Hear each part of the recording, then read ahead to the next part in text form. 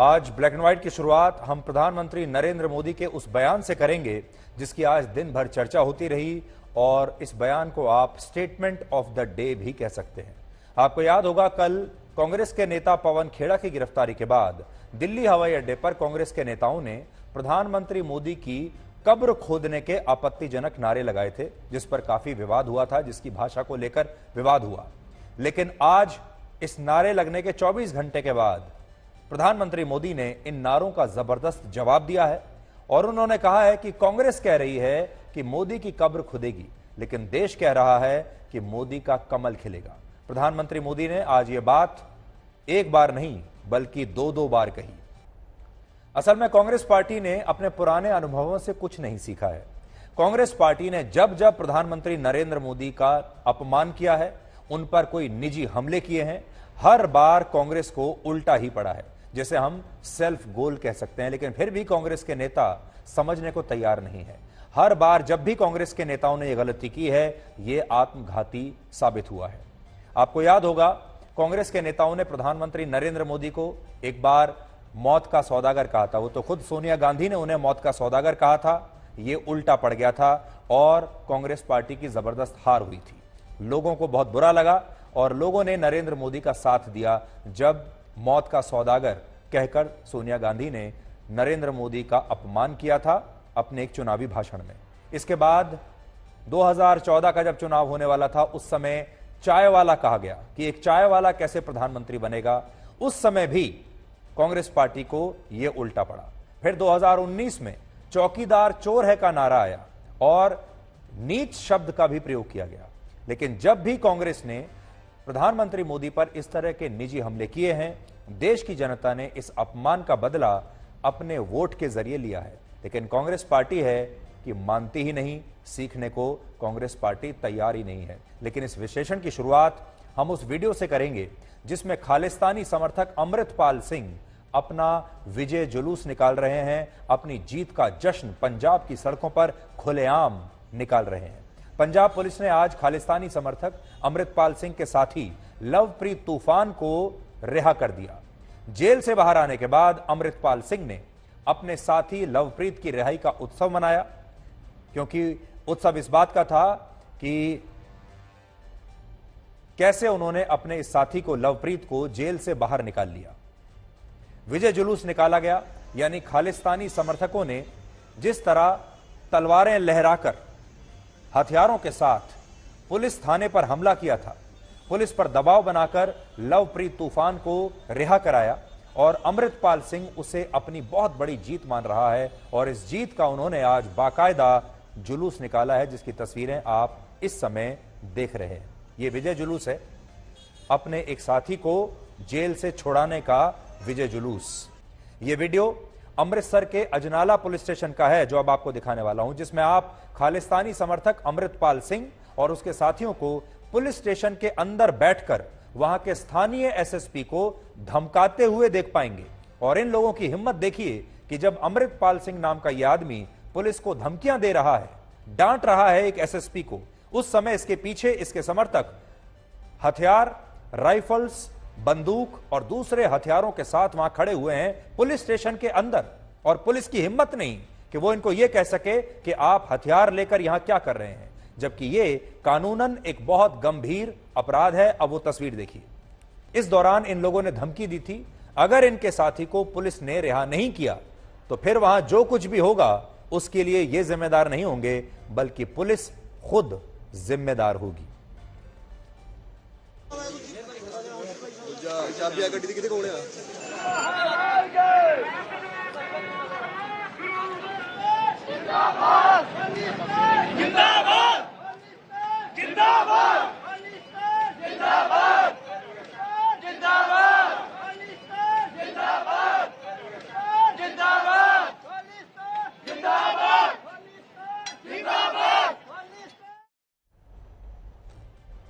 अब हैरानी की बात यह है कि अमृतसर पुलिस ने अब तक ना तो थाने पर हमला करने वाले खालिस्तानियों के खिलाफ कोई मुकदमा दर्ज किया है, ना ही इस मामले में आगे भी कोई कार्रवाई करने की बात कही है।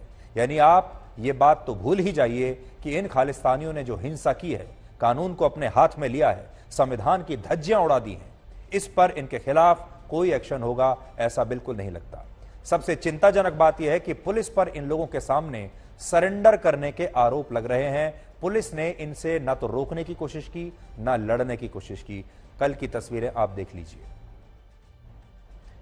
ਇਹ ਤੇ ਕਹਿਣ ਘਣਾਉਣ ਦੀਆਂ ਗੱਲਾਂ ਬਾਤਾਂ, ਕੋਈ ਸਾਨੂੰ ਮਾਓਵਾਦੀ ਜਿਹੜਾ ਵੀ ਸੱਚ ਹੱਕ ਦੀ ਆਵਾਜ਼ ਨੂੰ ਬੁਲੰਦ ਕਰਦਾ ਆ, ਗੁਲਾਮੀ ਨੂੰ ਲਾਉਣ ਦੀਆਂ ਗੱਲਾਂ ਕਰਦਾ ਆ, ਉਹ ਸਾਡੇ ਤੇ ਕੋਈ ਸੈਪਰੇਟ ਜੇ ਸਾਡੇ ਤੇ ਨਾਮ ਲਾਏ ਜਾਂਦੇ ਆ, ਕੋਈ ਖਾਲਿਸਤਾਨੀ ਕਹਿ ਲੋ ਜਾਂ ਕੋਈ ਸਾਨੂੰ ਟੈਰਰਿਸਟ ਚ ਕੋਈ ਸਾਨੂੰ ਮਿਲੀਟੈਂਟ ਕਹਿੰਦਾ ਵਾ, ਜਦੋਂ ਵੀ ਸੱਚ ਹਵਾਜ ਦੀ।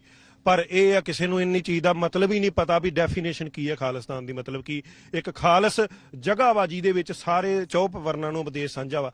दूजी गल जी इत्थों रही है संगत। वरिंदर सिंह नाम के एक व्यक्ति की शिकायत पर कुल 20 लोगों के खिलाफ एफआईआर दर्ज की थी और इन लोगों पर आरोप था कि इन्होंने वरिंदर सिंह का अपहरण करके उसके साथ मारपीट की, उसे टॉर्चर किया। और इन्होंने ये इसलिए किया क्योंकि वरिंदर सिंह इन तमाम लोगों को पंजाब में खालिस्तान को बढ़ावा देने का आरोप लगा रहा था और इसने सोशल मीडिया पर भी इसे लेकर एक पोस्ट लिखी थी। जिन 20 लोगों के खिलाफ पंजाब पुलिस ने एफआईआर दर्ज की थी उनमें खुद अमृतपाल सिंह का नाम भी था, लेकिन पुलिस के डर का अंदाजा आप लगाइए कि उसने इसी मामले में शामिल एक आरोपी से ही सबूत लिए, इन सबूतों पर आंख बंद करके विश्वास भी कर लिया और उसके साथी को अदालत से रिहा करवा के भी पुलिस ले आई। और हमें लगता है कि यह पहला ऐसा मामला होगा जिसमें पुलिस एफआईआर में नामजद एक आरोपी की बात मानकर अदालत को कह रही है कि ये आरोपी जो बात कह रहा है वही सही है और उसके साथी को रिहा कर देना चाहिए। कि जो खालिस्तानी आतंकवादी जरनैल सिंह भिंडरावाला हैं और भिंडरावाला और उसके साथी भी इसी तरह अपने हथियारों के साथ चलता था।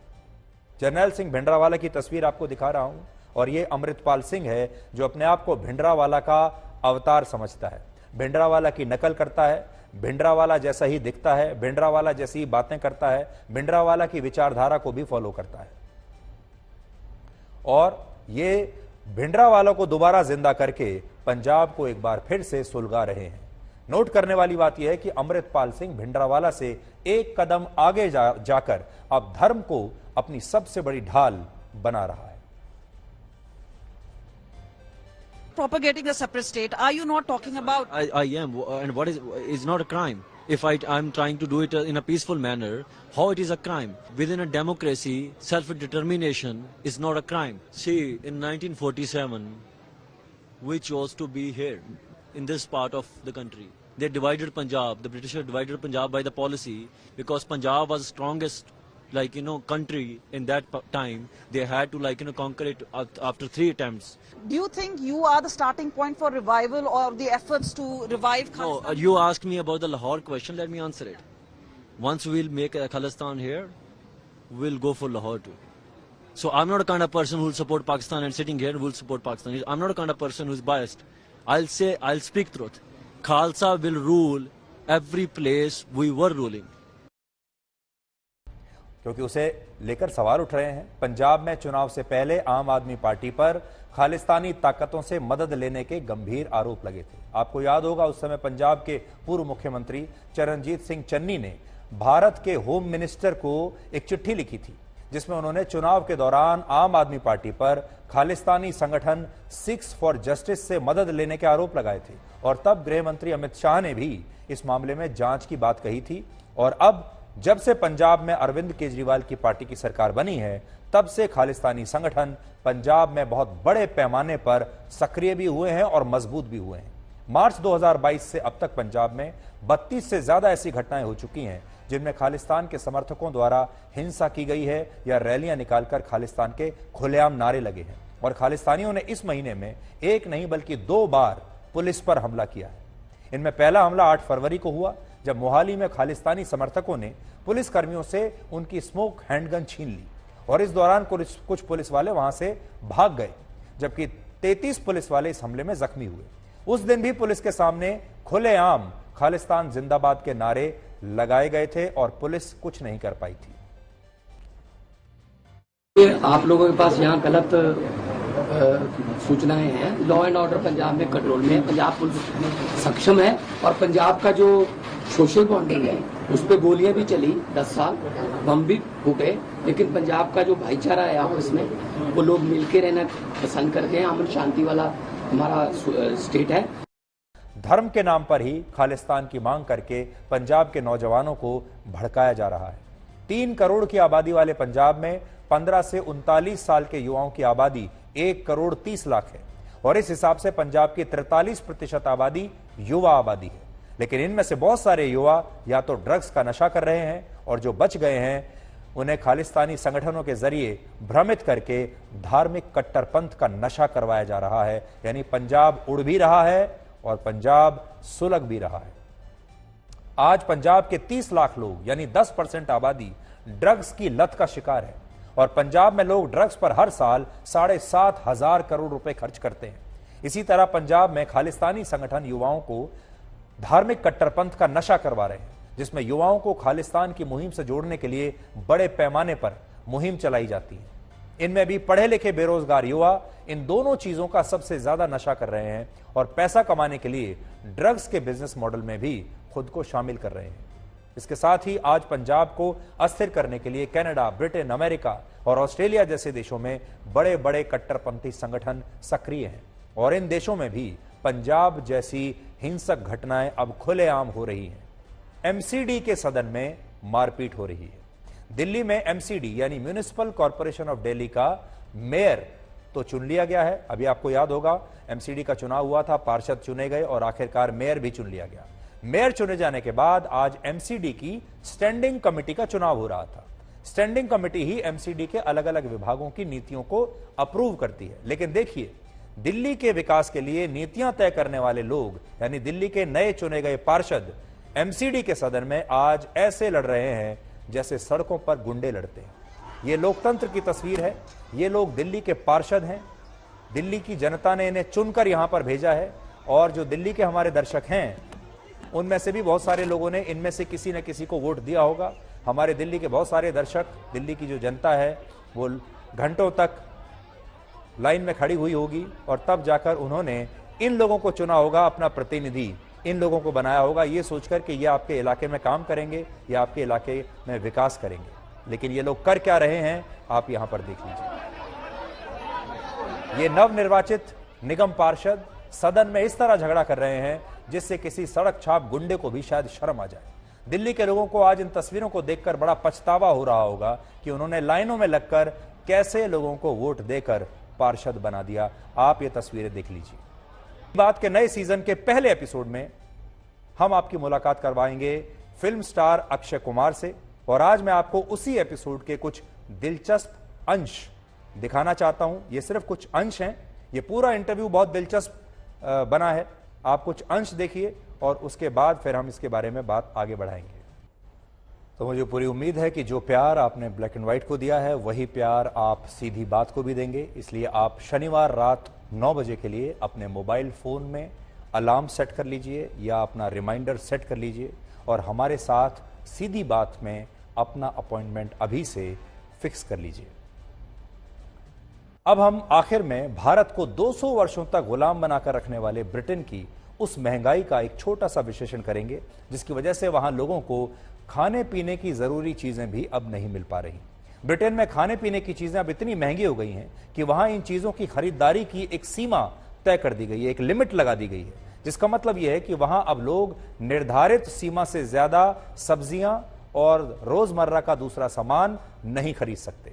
ब्रिटेन के सुपरमार्केट्स और बाजारों से टमाटर, खीरा और शिमला मिर्च जैसी हरी सब्जियां लगभग गायब हो चुकी हैं और इन्हीं सब्जियों की खरीदारी के लिए यह सीमा तय की गई है। तो शुक्र मनाइए कि आप ब्रिटेन में नहीं रहते, आप भारत में रहते हैं। ब्रिटेन में अक्टूबर 2022 में महंगाई दर 41 वर्षों के रिकॉर्ड स्तर पर चली गई और अब भी वहां महंगाई दर 10% से ज्यादा है, जबकि भारत में महंगाई दर 6% के आसपास है। ब्रिटेन में महंगाई का सबसे बड़ा कारण है बिजली की दरों में लगातार वृद्धि।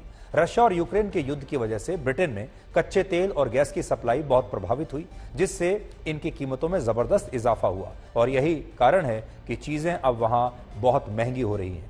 आज ब्रिटेन में खाने पीने की चीजों में पिछले कुछ समय में 45% की वृद्धि हुई है और यह सिलसिला अब भी जारी है। देखिए, दूध में 45%, तेल में 44%, चीनी 40%, सब्जियां 29%, अंडा 28%, आटा 27% महंगा हो चुका है। ब्रिटेन में जिस हिसाब से महंगाई में वृद्धि हो रही है उस हिसाब से लोगों की आमदनी नहीं बढ़ रही। जनवरी 2020 से जुलाई 2022 तक खाने पीने की चीजों की कीमतों में 10.5% की वृद्धि हुई औसतन, जबकि इसी समय अवधि में प्राइवेट सेक्टर में नौकरी करने वालों की कमाई में सिर्फ 7.3% की वृद्धि हुई और पब्लिक सेक्टर में काम करने वालों की आमदनी सिर्फ 4.2% की से बढ़ी।